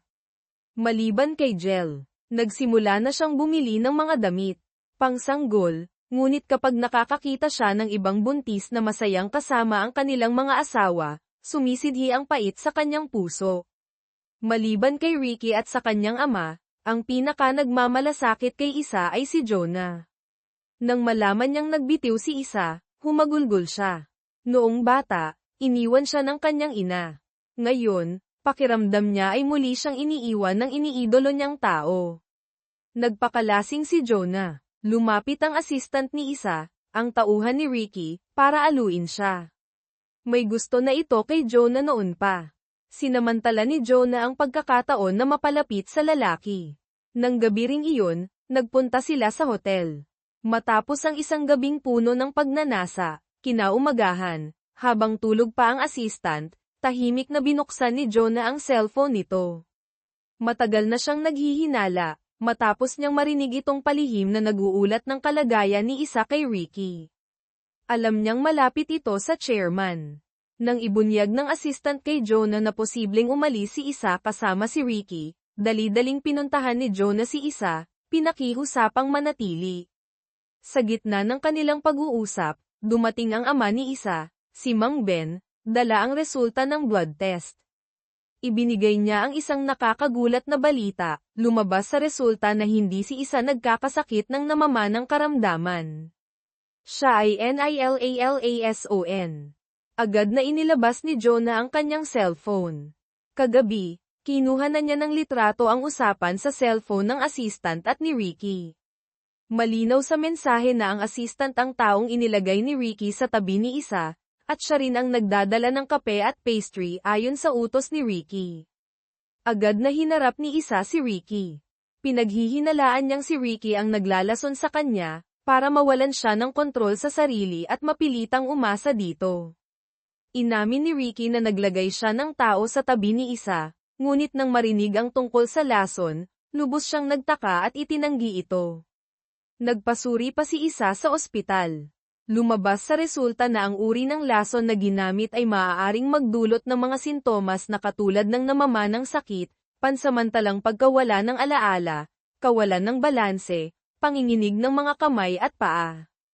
Malinaw na mayroong sadyang gumagawa nito para palabasing may namamanang sakit siya. Bagamat pinaghihinalaan si Ricky, naramdaman ni Isa sa reaksyon nito na marahil ay hindi nga siya. Kung gayon, sino? Nagsimulang isipin ni Isa ang lahat ng nagbigay sa kanya ng pagkain at inumin sa MSO. Tila lahat ng tao sa paligid niya ay posibleng sospek, pati na si Mateo ang asawang malapit na niyang hiwalayan. Nagdala rin ito ng kape at pagkain para sa kanya. Dinala ni Isa ang lahat ng natirang sample sa ospital para ipasuri kung may nakal-alasong sangkap. Samantala, may sariling plano si Mateo. Mula nang himatayin si Isa sa entablado, palagi siyang nakikipag-ugnayan sa abogado. Nais niyang ipadeklarang may problema sa pag-iisip si Isa para makuha niya ang legal na pangangalaga dito, at sa yaman nito. Ngunit hindi ito madali. Ang pinakamahalagang kailangan ay ang sertipikasyon ng diagnosis na may namamanang sakit si Isa. Tungkol dito, Naging kampante si Mateo, inutusan ng abogado na bilisan ang proseso. Matapos kausapin ang abogado, pinuntahan naman ni Mateo ang doktor ni Isa, nagtanong tungkol sa resulta ng pagsusuri nito, at hiniling na siya ang unang abisuhan kapag lumabas na ito. Hindi niya inaasahan na kusang nagpasuri si Isa. Karamihan sa mga miyembro ng MSO ay nag-aalala para kay Isa at nais siyang bumalik. Si Jonah ang unang nanguna. Gumawa siya ng isang pangkalahatang liham, nanawagan sa mga miyembro na lumagda, nagpapahayag ng pagnanais na manatili si Isa at tinatanggihan ang kanyang pagbibitiw. Ang hindi inaasahan, halos lahat ng miyembro ng orkestra ay lumagda bilang suporta. Para sa kanila, si Isa ay hindi lamang isang mahusay na konduktor, kundi isang gabay at mabuting kaibigan. Bukod sa petisyon, si Jonah at ang iba pang miyembro ay kusang nagpunta sa tinutuluyan ni Isa, taimtim na hinihiling siyang bumalik sa MSO. Noong una ay tumanggi si Isa. Bagamat nalaman niyang nilalason siya at hindi nagkakasakit, hindi pa rin talaga handa ang kanyang isip at katawan na tumayo sa entablado. Ngunit sunod-sunod siyang kinumbinsi ng mga miyembro, sinabing tinatanggap nila kahit ang kanyang imperfection, kailangan nila siya. Habang tinitingnan ang mga lagda ng suporta sa liham na hawak niya, hindi sinasadyang natinag ang puso ni Isa. Kinabukasan, natigilan ang mga miyembro ng MSO nang makitang bumalik na si Isa sa rehearsal hall sa CCP. Prangka rin niyang inamin kay Direktor Ocampo, mananatili lamang siya hanggang matapos ang susunod na pagtatanghal. Iyon na ang kanyang huling pamamaalam sa orkestrang ito. Nang masaksihan ang pagbabalik ni Isa, isang kakaibang ngiti ang sumilay sa mga labi ni Angela, Jel, Cruz.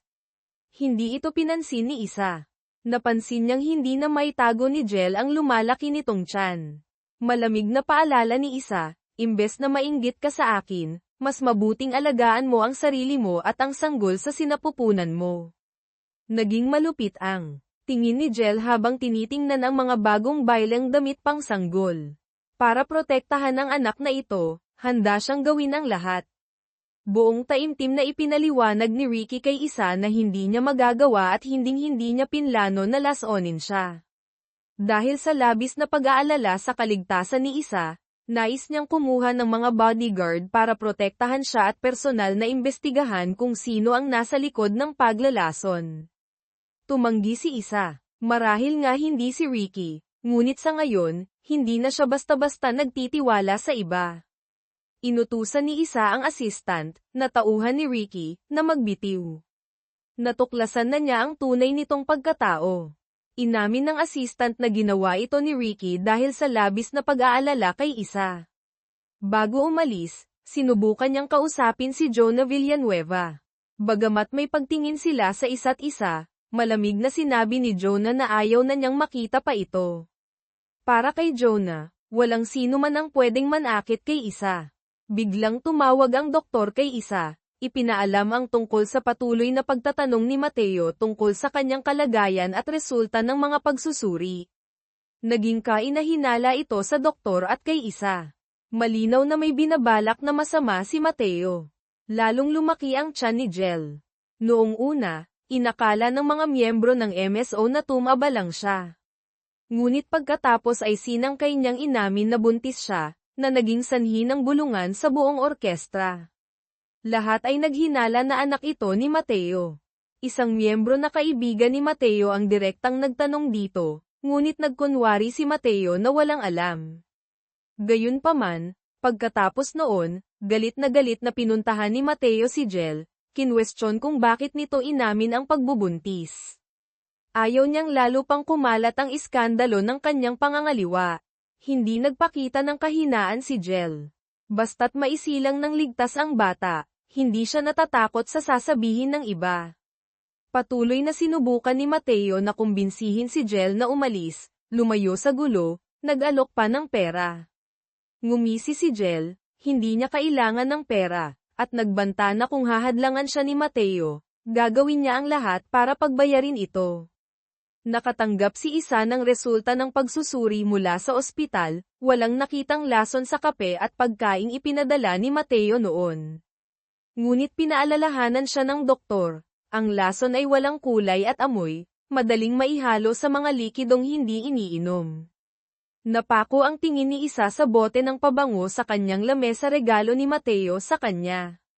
Nagulat siya nang mapansin ang isang maliit na kakaibang marka sa bote. Nang maalala ang mga kakaibang salita at kilos ni Mateo kamakailan, lalong lumakas ang kanyang hinala. Ini-interview ng film crew si Mateo. Sa harap ng kamera, nag-cross siya ng mga daliri, sinabing araw-araw siyang nagdarasal na sana'y hindi magkaroon ng namamanang sakit si Isa. Ngunit kabalintunaan, sa gitna ng panayam, biglang inanunsyo ng reporter ang breaking news, formal nang nagsampa ng diborsyo si Isa Reyes. Kasabay nito, mabilis ding ipinalabas sa buong bansa ang dokumentaryo tungkol kay Isa at sa MSO, isang estratehiya sa promosyon na napagkasundoan na ni Isa sa production company, na pag-aari ng kaibigan ni Ricky. Nasa kalagitnaan ng pag-eensayo si Isa nang biglang pumasok si Mateo, hinayla siya palabas at galit na nagtanong kung bakit isinapubliko ang diborsyo sa panahong iyon. Nagtaka si Isa, napagkasundoan na ang diborsyo, bakit pilit itong pinapatagal ni Mateo? Naniniwala siyang hinihintay lamang ni Mateo na magkasakit siya. Oras na ma-diagnose siya, magkakaroon na ito ng dahilan para kontrolin ang lahat ng pag-aari niya. Malamig na nagbabala si Isa kay Mateo, hindi ko hahayaang magtagumpay ka. Mabilis na nakarating kay Jel ang balita ng diborsyo. Ngumiti siya, iniisip na sa wakas ay dumating na ang kanyang pagkakataon. Ngunit malamig siyang binalaan ni Mateo na huwag na siyang guguluhin pa, kung hindi ay ipaglalaban niya ang kustodiya ng bata anuman ang mangyari. Dumating ang pulisya para kausapin si Isa. Ipinaalam nila na matapos ang pagkamatay ni Bongdo, pinaghinalaan siya noon. Ngunit ngayong siya naman ang biktima ng paglalason, naniniwala ang pulisya na ang naglason at ang pumatay kay Bongdo ay iisa lamang.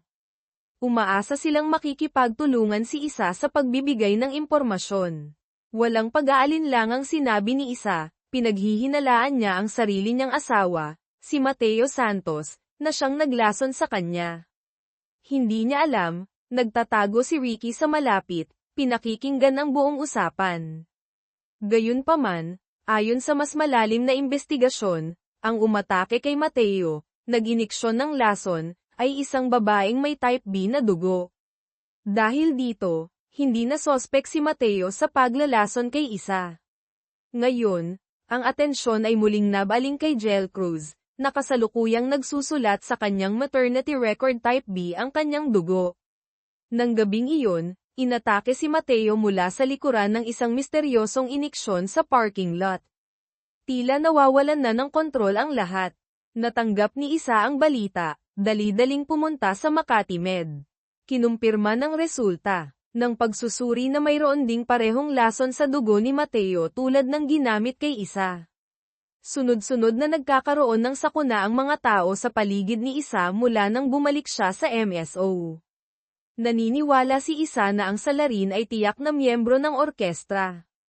Ang investigasyon ay nagturo sa tatlong babaeng may type B na dugo sa MSO, sina Jel Cruz, Jonah Villanueva, at isa pa.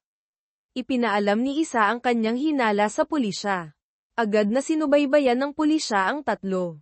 Matapos ang pagsusuri, napansin ng pulisya ang isang kainahinalang punto. Hindi agad pinatay ng salarin si Isa, sa halip ay dahan-dahan siyang nilalason para magmukhang may namamanang sakit. Tila hindi nagmamadali ang salarin na patayin si Isa. Kung pagbabasehan ang relasyon at motibo, si Jel Cruz ang naging pangunahing sospek. Ngunit sa kasamaang palad, matapos ang ilang araw na pagmamanman, walang nakitang anumang kainahinalang kilos mula sa tatlo. Halos maubos na ang lakas ni Isa sa paghahanap sa salarin. Sa sandaling iyon, ang imahe ni Ricky ang pumasok sa kanyang isip, ang lalaking hindi sumusuko sa pagpapakita ng malasakit kahit ilang beses siyang tinanggihan. Sa unang pagkakataon, kusang lumapit si Isa kay Ricky para humingi ng tulong. Sa katunayan, hindi na kailangan pang sabihin ni Isa, palihim nang nag-iimbestiga si Ricky. Hinalughog niya ang impormasyon tungkol sa lahat ng laboratoryong may hawak ng ganoong uri ng lason, Hinanap ang bawat posibleng bakas, nagpuyat ng maraming gabi. Determinado siyang hanapin ang salarin para maprotektahan si Isa.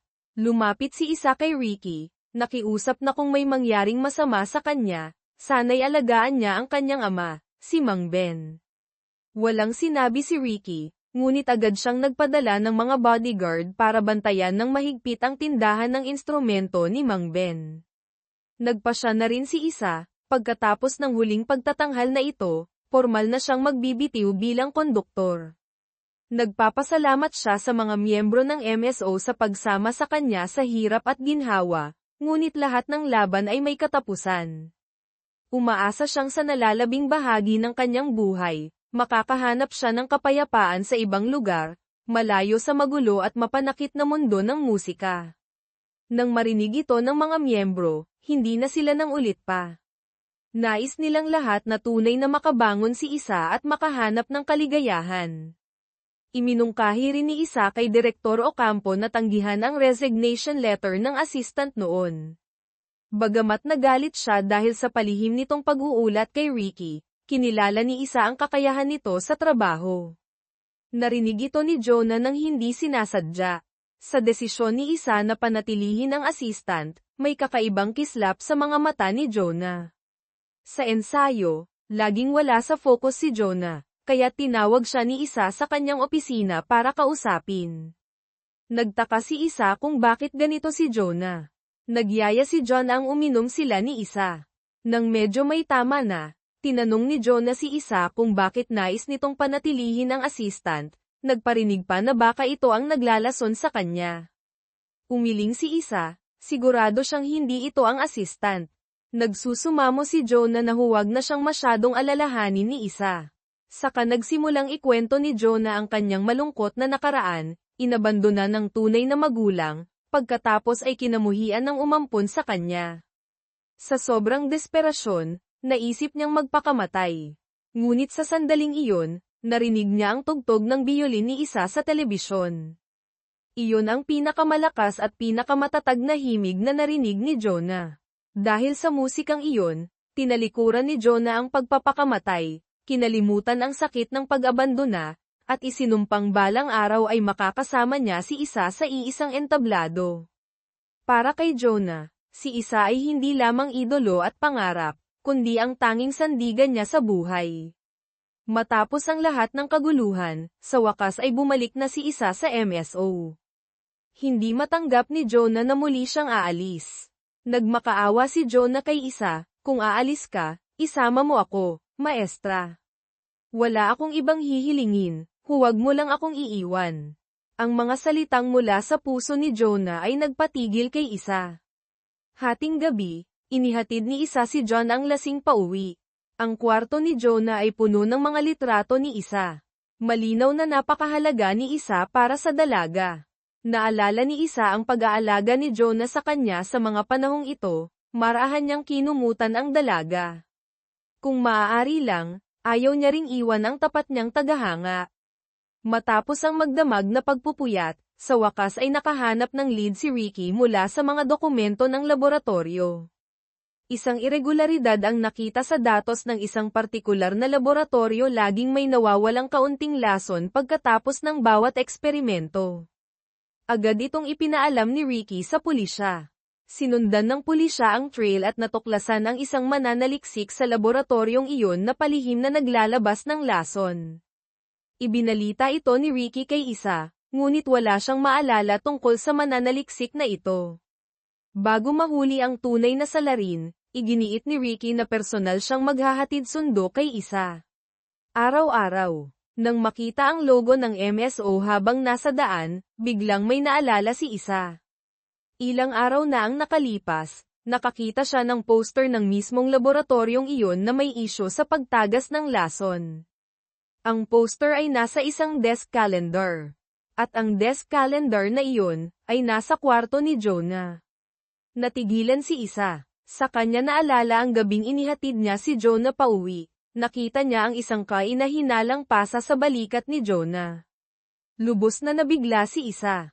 Si Jonah ang dalagang laging nagsasabing gustong sumama sa kanya, humahanga sa kanya ang siya palang salarin.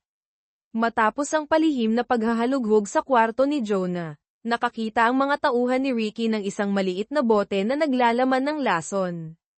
Nang gabi ring iyon, nag-iimpake na si Jonah, tila handa nang tumakas. Ngunit hinarang siya ng kasintahan ng kanyang kasama sa kwarto. Ang lalaking ito ay ang mismong mananaliksik sa laboratorio na minamanmanan ng pulisya. Lumalabas na nahuli ni Jonah ang lalaking ito na nambababae noon. Imbes na sabihin sa kasama sa kwarto, ginamit ito ni Jonah para takutin at piliting kumuha ng lason mula sa laboratorio para sa kanya. Kinwestiyon ng lalaki si Jonah kung ano ang ginawa nito sa lason, ngunit hindi ito sumagot. Habang nagtatalo sila, dumating ang assistant ni isa, na pinanatili niya. May gusto ito kay Jonah kaya agad niya itong ipinagtanggol sa harap ng lalaki. Pagkaalis ng lalaki, inimbitahan ni Jonah ang assistant na pumasok sa kanyang bahay. Nang may tumawag sa cellphone ng assistant, sinamantala ni Jonah ang pagkakataon, pinalo niya ito ng plorera sa ulo hanggang sa mawalan ng malay.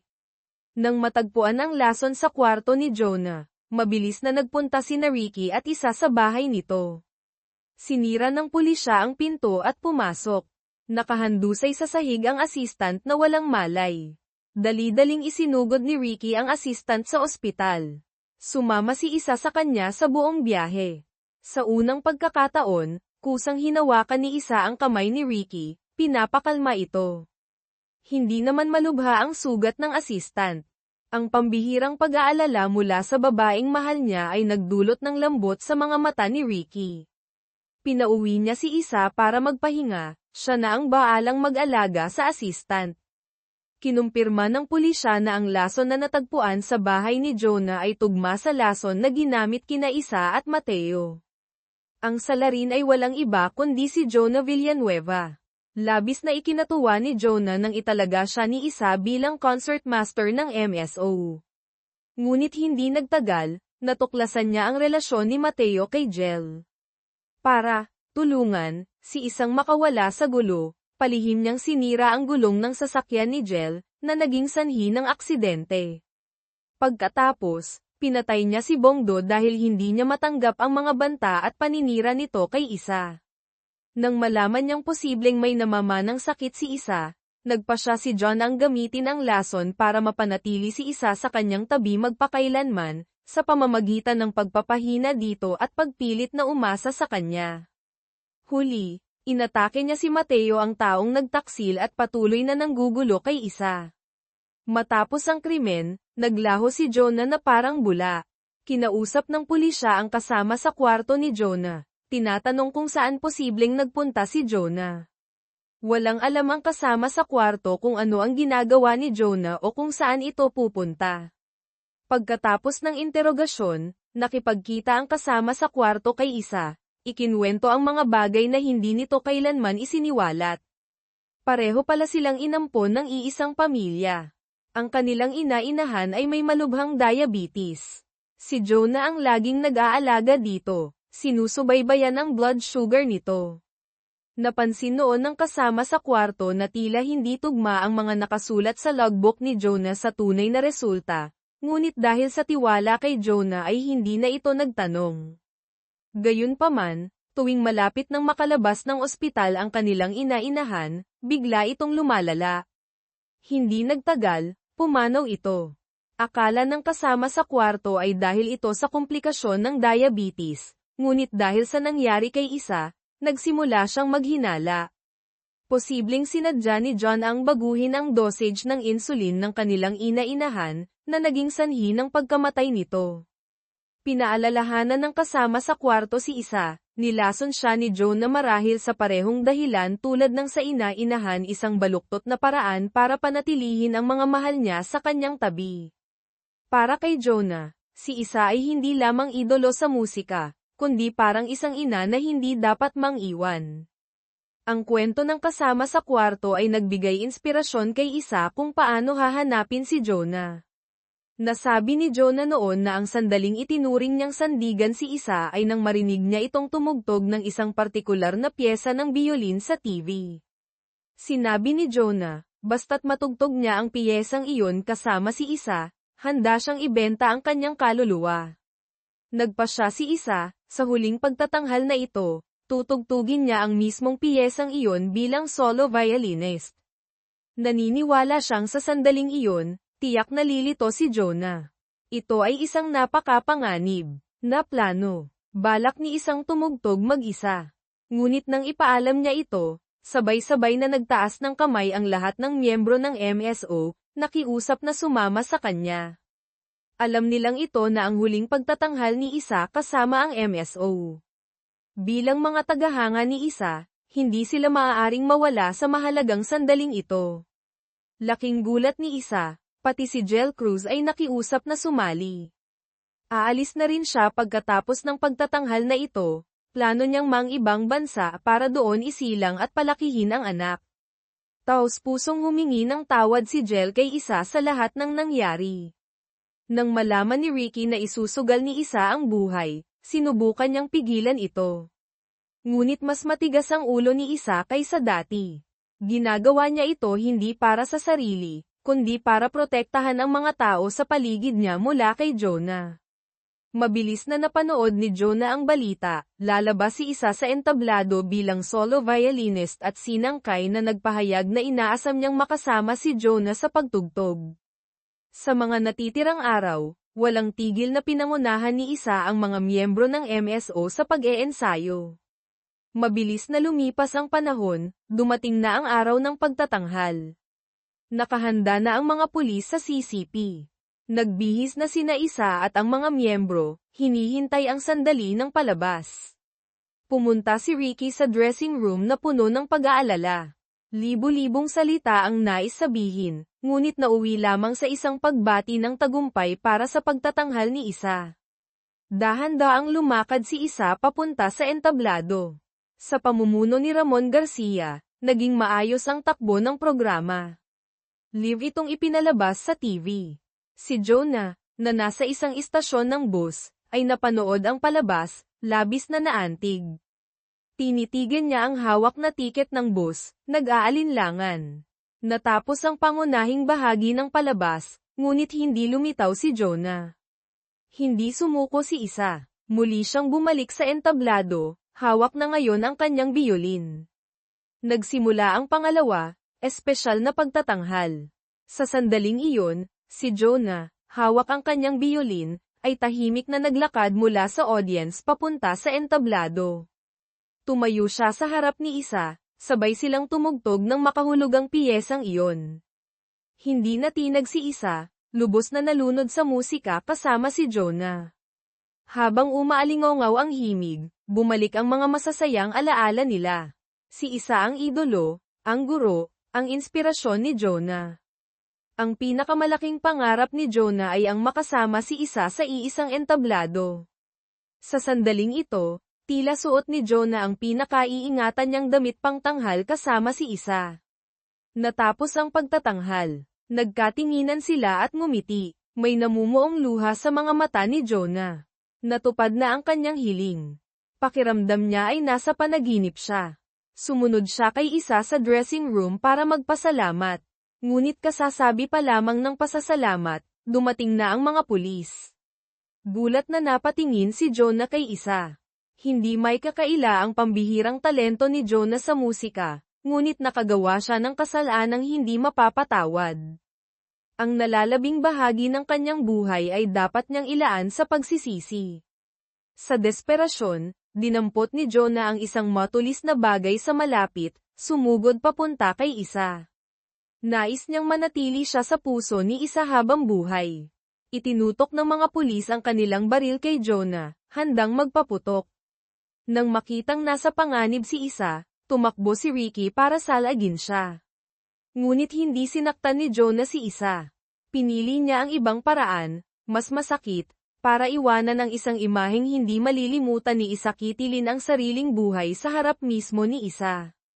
Matapos ang nakakagimbal na pangyayari, nagpasya si Isang lumayo muna para ayusin ang sarili. Binisita niya si Mateo sa huling pagkakataon. Naapektuhan ang pag-iisip ni Mateo matapos ang pag-atake. Taos-puso siyang humingi ng tawad kay Isa sa lahat ng kanyang pagkakamali. Matagal nang kinalimutan at pinatawad ni Isa ang lahat, umaasa siyang hindi nasisisihin ni Mateo ang sarili. Gumagawa si Mateo ng bagong pyesa para kay Isa, umaasang tutugtugin niya ito sa susunod na pagtatanghal sa Paris. Nagsalita siya tungkol sa isang masayang hinaharap na sila lamang ang nakakaalam. Tahimik lamang na nakinig si Isa. Si Jel naman ay umalis na dala ang kanyang dinadala at bagahe, nagsimula ng bagong buhay sa ibang bansa. Bago umalis, nagkaroon ng despedida si Isa kasama ang mga miyembro ng MSO. Dumalo rin si Ricky, magiliw na inabutan si Isa ng pinakamasarap na inihaw na karne. Nagpa siya si Isang maglakbay muna. Buong buhay niyang nagtrabaho, hindi kailanman nagpahinga. Ngayon, nais niyang bigyan ng panahon ang sarili. Nag-toast ang lahat, binati si Isa ng isang maayos na paglalakbay, umaasang makakabalik siya sa MSO pagkatapos niyang makapagpahinga. Pinuntahan ni Isa si Jonah sa bilangguan. Nakaligtas si Jonah, ngunit tumanggi itong makipagkita kay Isa. Nais ni John ang maalala lamang ni Isa ay ang itsura niya noong tumutugtog sila sa entablado. Panghuli, pinuntahan ni Isa ang libingan ng kanyang ina. Dumating na ang resulta ng genetic test. Kinakabahang binuksan ni Isa ang report. Sa sandaling, makita niya ang resulta sa papel negatibo isang banayad, payapang ngiti ang sumilay sa mga labi ni Isa. Pabalik mula sa sementeryo, lumapit si Ricky kay Isa. Nagbitiw na siya sa De Leon Group, plano niyang maglakbay kasama si Isa. Sa pagkakataong ito, hindi tumanggi si Isa. Tinanggap niya ang presensya at taos-pusong pagmamahal ni Ricky. Sabay silang umalis sa sementeryo, tungo sa isang bago, puno ng pag-asa at kapayapaang hinaharap.